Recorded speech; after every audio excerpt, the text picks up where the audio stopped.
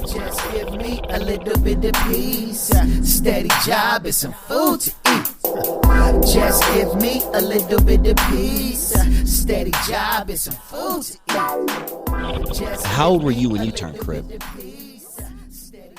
I turned Crip, I had to be about 13 or 14. Okay. Take me back to that day. Like, you know, what was going on through your head? I mean, did you get jumped in? Like, are you just, talk to me about that day. Okay. You know, we all get quoted, what's called quoted. You know what I'm saying? You know, like, you get quoted, you get beat in. It's like a regular thing, but it's not a regular thing. You know what I'm saying? It's a new day.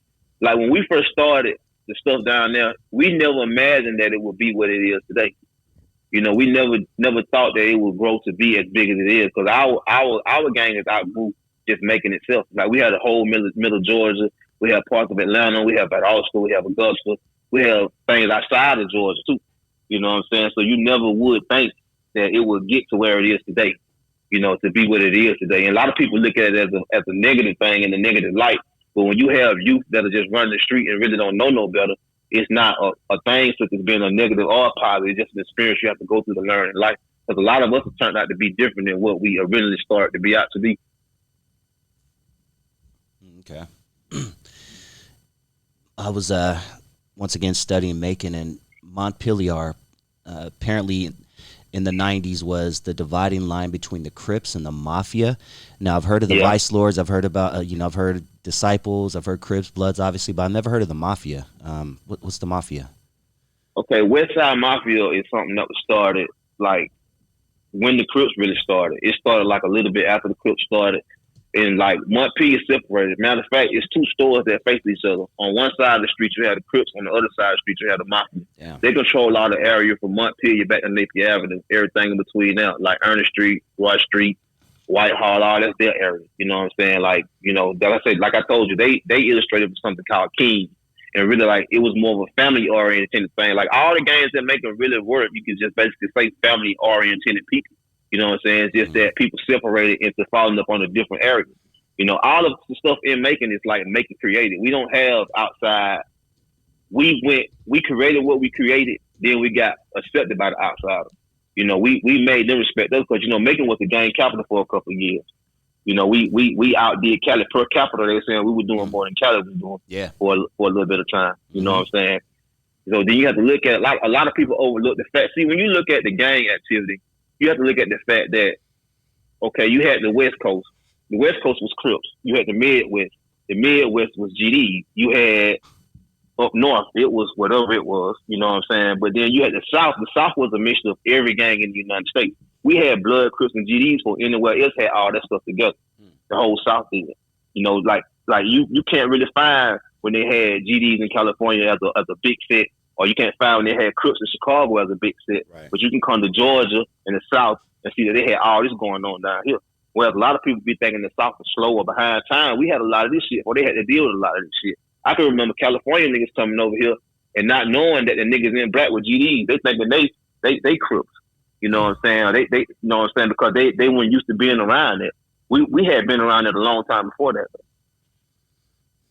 Okay. Damn, thanks for sharing that. Shit, what ages were you most active? 13, 14, 15, 16, 17, 18, 19, 20, 21, 22, you know. Okay. All right, so 13, teenager going into your 20s. And I know you that we talked about earlier that you got a 22-year bid. I would like to talk about your prison story a little bit to hopefully detour, a lot of kids listening to this show, because unfortunately, no matter what I do, no matter what you do, no matter what we all do, there's somebody listening right now who is going to be in jail or prison in a couple of years. It sucks, but let me ask you, when did you get out? I got out like a year and a half ago. Damn. Oh my God. Fresh home, man. Welcome. Wow. Welcome home. Yeah, so what was it like for an active Crip entering prison in GA? All right. And here you have to move as a unit. There's no such thing as a separate person or you or individual, because, if If a blood attacks a Crip, they'll attack all the Crips. If a Crip gets into it, the blood, all the Crips have to get into it. So it depends on the amount of respect you have as a person and who you are as a person, which determines like what your prison sentence is like. Like you could be a foot soldier and you have issues, but you can be an OG or a big homie, and it's a difference in what you endure when you're in prison. You know, like, whereas, like, it's always situations, but if you're a thinker, you can mediate the situations. Because the object of it is to keep as less situations as possible, because people die. People really literally die. Like, it's death that comes with it. Were you locked up in Georgia prison? Yeah, I was in Georgia prison. I did time at, like, a couple of Georgia prisons, Autry, Reedsville, Calhoun, Telfair, you know, mostly level 5 camps. Okay. So, when you're behind bars, you know, is it on site with your enemies, or, you know, as it would be on the street, or are you guys united for black? You know, what's that whole situation like? Okay, like in Georgia prisons, they're aerial. Like if you're from Atlanta, mostly Atlanta dudes gravitate towards Atlanta dudes. Okay. If you're from Savannah, mostly Savannah dudes gravitate towards Savannah dudes, or dudes from like the west side of the state. If you're from Macon, the middle of Georgia, which is the 478, all of us usually stick together. You know, that's how most of the operations are here. Okay, gotcha. And for lack of better words, I mean, this is the only way I know how to put it, but who runs the prisons? Okay, now what sense do you mean as far as run? You know, a lot of people out here would say certain gangs, you know, certain ethnicities, you know, quote, run the prisons. See, the way prison is set up, it depends on what prison you at. Because it might be more of these niggas at this prison versus when you go to another prison, it's more of these niggas at this prison. So it mostly depends on when it boils down to it, who's getting the money and has the most sense with the money runs the prison. Just being honest. You know what I'm saying? Like if I'm a smart dude and I'm getting this money, I know how to network within the networks to socialize with other people and other gangs to make it to where like, okay, I'm getting this money, so I know how to spread it out to where I kind of got control over everything, or most of the majority of things that matter in a prison. So there's no such thing as no person runs one situation. Okay.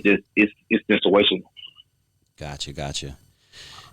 Now I've talked to several people who have done a lot of time behind bars on my show, and one thing that they said is that almost half, or some have said the majority of people who are locked up because they were snitched on by somebody. Was that your situation? Nah, my situation, I wasn't snitched on. I got into a situation and I took all the charges. Like, okay. You know, whatever the situation was, I took acceptance for everything going on. You know what I'm saying? It's a lot of people get told on, but my situation wasn't one like that. Okay, all right. So mentally, you know, take yourself back, and once again, thankfully, you're out to share your story now. But you know, take yourself back to whatever 1999, 2000, whenever you were locked up, or when you heard, you know, the judge say you're getting, you know, they say it in months, I think, but whatever. They told you you're getting 22 years. What's going on in your head at that time? Nah, they told me I was getting more years than that. I actually had got like 7. I had actually got like 70 years. To be honest. Damn, which makes my question a little bit deeper. I mean, you think you're about to spend the rest of your natural life in prison. What was going on in your head mentally? Well, the thing that should be going on in everybody's head in a situation like that is that you should be trying to find a loophole or find a lawyer to make things work for you. You know, it depends on what the situation is. You know, different people's situations is different. They vary from person to person. You know, the next person's situation might not be what my situation is. Whereas, like, you know, I felt like it was a situation where I was defending myself against the people, and when it came down to it, I wasn't going to tell them the people with me because, hey, we weren't in the wrong to me and for how I see things or how I was looking at things. So my situation was maybe different from someone else. You know what I'm saying? So, you know, when the judge said at the time, the only thing I could think of was that, you know, I got to find a way to get back. You know, don't give up on myself or think that I'm just gone or my shit's just fucked up like that right there. Just, you know, got to buckle down, get a lawyer, learn the law, learn what's going on, and keep myself as far removed from bullshit as possible so that I can get back. Just give me a little bit of peace, steady job and some food to eat. Just give me a little bit of peace, steady job and some food to eat. Just give me a little bit of peace.